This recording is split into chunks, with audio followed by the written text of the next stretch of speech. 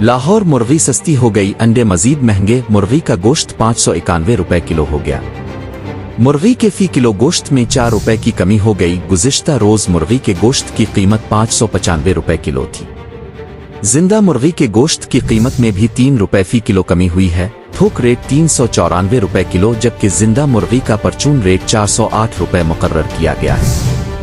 फार्मी अंडे मजीद 1 रुपए महंगे हो गए हैं। फार्मी अंडों की फी दर्जन कीमत 298 रुपए तक पहुंच गई।